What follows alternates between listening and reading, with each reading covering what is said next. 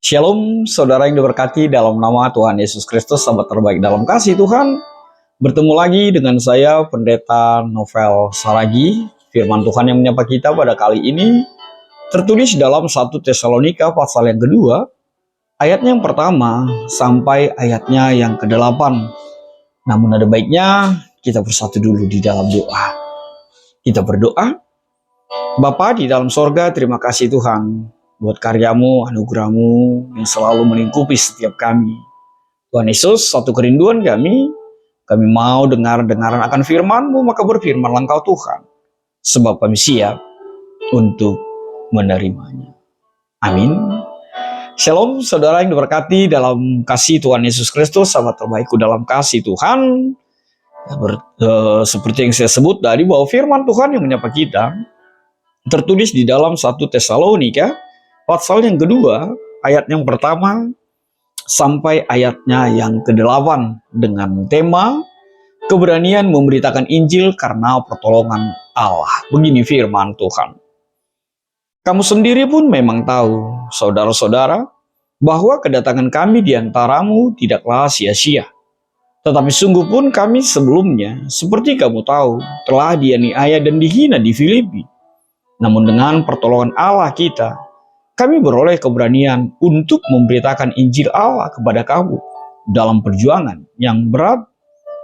Sebab nasihat kami tidak lahir dari kesesatan atau dari maksud yang tidak murni dan juga tidak disertai tipu daya.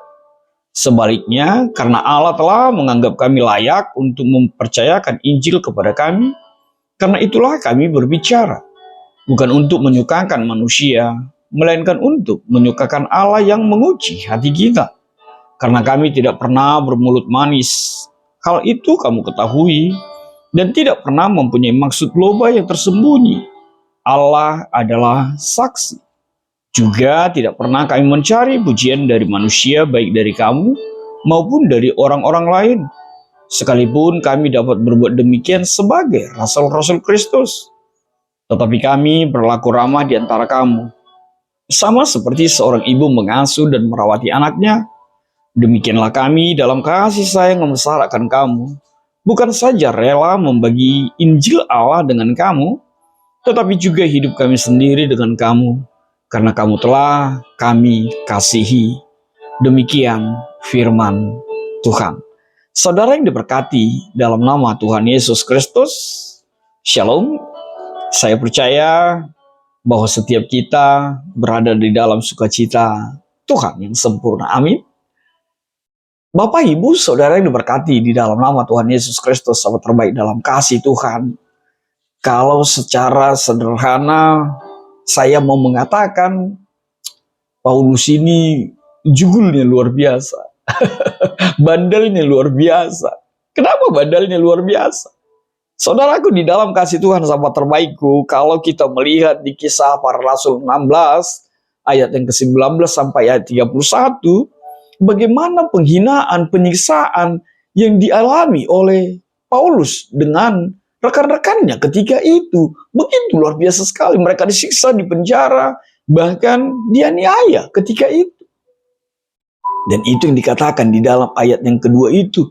Tetapi sungguh pun kami semuanya seperti kamu tahu telah dianiaya dan dihina di Filipi. Di Filipi mereka mengalami penghinaan itu. Mereka mengalami penindasan itu. Dan itu sekali lagi dituliskan di dalam Kisah Para Rasul 16. Ayat 19 sampai ayat yang 31. Tapi lihatlah seperti yang saya bilang tadi. Jugulnya itu, nakalnya, bandalnya Paulus itu. Dia tidak mau diam.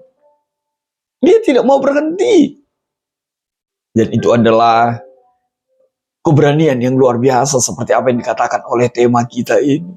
Ternyata penjara tidak bisa menghempangnya. Ternyata penganiayaan, ternyata penghinaan, bahkan segala sesuatu yang disampaikan untuk menghancurkannya tidak menghalanginya untuk tetap berada di dalam karya Allah dalam hidupnya, memberkati dan menghadirkan kebenaran firman Tuhan dalam kehidupan kita. Bahkan dikatakan berani selalu memberitakan Injil karena pertolongan Allah. Walaupun akhirnya kita mendapat jawaban yang pasti. Apa itu? Semuanya karena pertolongan Allah. Saudara yang diberkati dalam kasih Tuhan, surat ini adalah surat pertama yang ditulis oleh Paulus. Ditulis sekitar tahun 50-51 Masehi. Dan ini menjadi pengajaran dan pelayanan Paulus kepada jemaat di Tesalonika. Dan Paulus mengingatkan mereka tentang keadaan dan sikapnya ketika ia pertama kali berkhotbah di kota mereka. Paulus menekankan pelayanan yang diberikannya tidak didasarkan pada motif atau ambisi duniawi.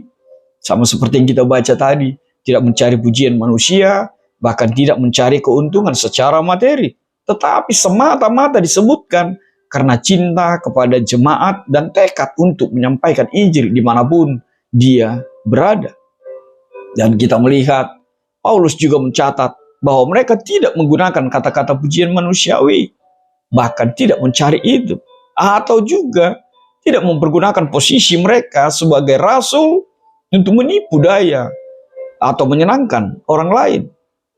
Yang mungkin itu tidak aneh pada saat ini. Kita lihat sekarang banyak sekali menggunakan predikat rasul, predikat hamba Tuhan, pendeta-pendeta yang bisa dibeli, yang bisa diputarbalikkan hanya untuk menguntungkan diri sendiri.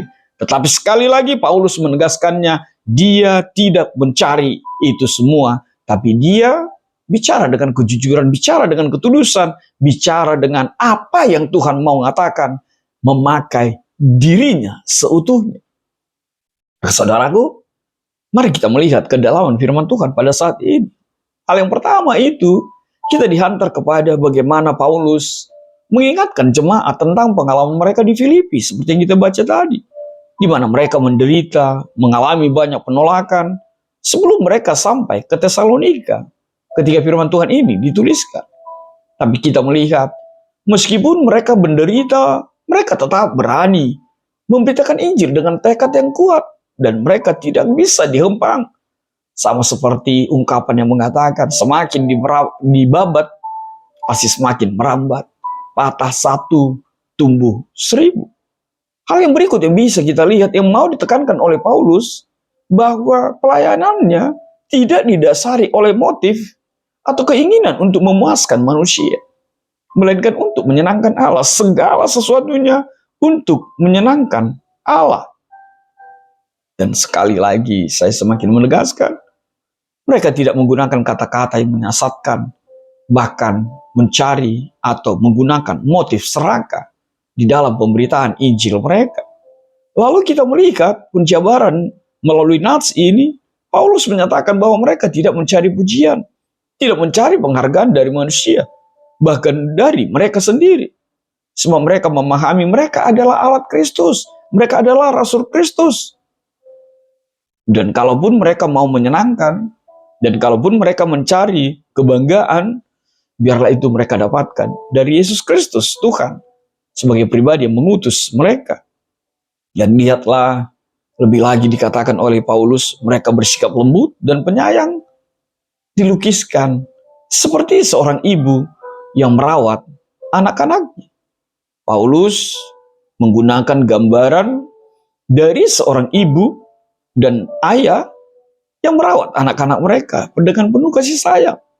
Mereka tidak hanya berbagi Injil, tetapi juga mencurahkan kepedulian, tetapi juga mencurahkan kasihnya kepada jemaat itu. Artinya apa? Kita bisa menyimpulkan bahwa Paulus ingin menekankan integritas, kejujuran, dan kasih sayang dalam pelayanan mereka kepada jemaat di Tesalonika.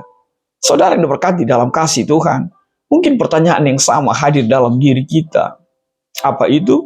Apa yang membuat Paulus begitu luar biasa sebagai pemberita firman Tuhan? Apa yang menjadi kuatnya sehingga dia begitu berani untuk tetap berada di dalam kebenaran firman Tuhan? Satu hal yang pasti benar adalah sesuatu yang tidak asing bagi kita. Ada pengalaman pribadi yang begitu luar biasa dialami oleh seorang Paulus. Paulus memiliki pengalaman yang luar biasa, bertemu dan dipakai oleh Tuhannya. Kita mengingat perjalanan ke Damaskus, bagaimana dia disapa oleh Tuhan dengan keberadaannya seutuhnya.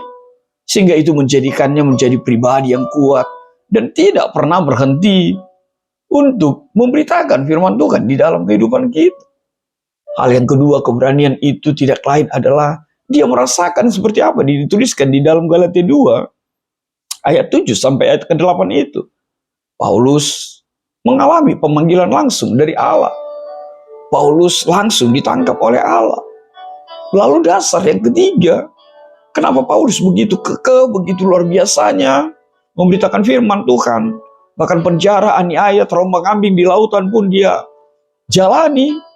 Tidak lain adalah ada keyakinan pada kuasa dan pertolongan Allah. Itu yang menjadi kuat Paulus. Dan yang keempat, Paulus mau belajar akan kebenaran firman Tuhan. Lihatlah Filipi 3 ayat 5 sampai ayat 6. Bagaimana Paulus juga belajar tentang kebenaran firman Tuhan.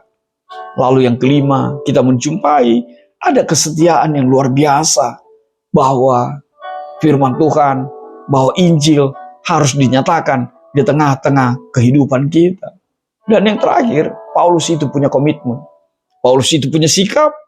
Paulus itu bahkan mampu hidup di dalam kesadaran pribadi bahwa tanggung jawab penginjilan harus menjadi bagian setiap orang percaya di muka bumi ini. Maka saudaraku, sahabat terbaik dalam kasih Tuhan, milikilah hal itu sehingga kita jugul, bandel untuk selalu memberitakan firman Tuhan. Lalu apa yang menjadi refleksi buat kita pada saat ini melalui 1 Tesalonika 2 ayat 1 sampai 8 ini? Hal yang pertama, milikilah ketulusan dan integritas dalam pelayanan. Yang kedua, beranilah menghadapi tantangan, bahkan mungkin penganiayaan yang akan kita alami. Sebab memang benar, Tuhan Yesus tidak pernah berjanji tidak akan ada badai, tidak akan ada gelombang. Tapi janji penyertaannya akan menyertaimu, akan menyertai setiap kita sampai ke ujung bumi. Dan tangannya akan menuntun setiap kita. Yang ketiga, refleksi bagi kita, hadirkanlah kasih dan keterbukaan dalam pelayanan itu. Sama seperti apa yang diungkapkan oleh Paulus, bahkan kasih itu diibaratkan seorang ibu, seorang ayah, seorang keluarga yang merawat, mendidik, dan membesarkan anak-anaknya. Yang tentu saja dengan penuh kasih sayang yang bersumber dari Allah Bapa. Lalu apa yang berikut? Hal yang keempat, refleksi bagi kita. Milikilah konsistensi dalam doa. Lihatlah bagaimana Paulus selalu dan selalu berdoa bagi jemaat yang dilayaninya. Pernahkah Anda berdoa buat pelayananmu? Atau bahkan pernahkah Anda berdoa untuk pelayan-pelayan di gerejamu atau di dalam kehidupanmu? Yang kelima, tetaplah percaya akan kedatangan Yesus yang kedua kalinya. Kalaupun kita terseok-seok, kalaupun kita tercabik-cabik di bumi ini, di bumi Indonesia ini, percayalah kedatangan Kristus akan mengubahkan segala-galanya. Dan tidak ada yang menandinginya dibanding kasih Tuhan dan surga nyata yang diberikan bagi setiap kita. Yang terakhir, keberanianmu karena pertolongan Allah itulah menjadi kuatmu, menjadi teladan dalam iman. Tunjukkanlah imanmu di dalam teladan, di dalam tindakanmu. Paulus dan rekan-rekannya menjadi teladan bagi jemaatnya. Teladan dalam iman, teladan dalam pelayanan. Maka perlihatkanlah integritasmu, ketulusanmu, keberanianmu. Bahwa firman Tuhan harus dinyatakan. Amin. Kita bersatu dalam doa. Bapa di dalam sorga, terima kasih Tuhan buat kebenaran firman-Mu. Biarlah kami semakin berani dan berani lebih lagi memberitakan firman Tuhan karena pertolongan Allah. Sebab kami percaya keberanian kami akan dilingkupi, keberanian kami akan dikuatkan dengan pertolongan Allah yang melekat untuk setiap kami. Terima kasih Tuhan, dalam kasih-Mu kami berdoa dan ucap syukur. Amin.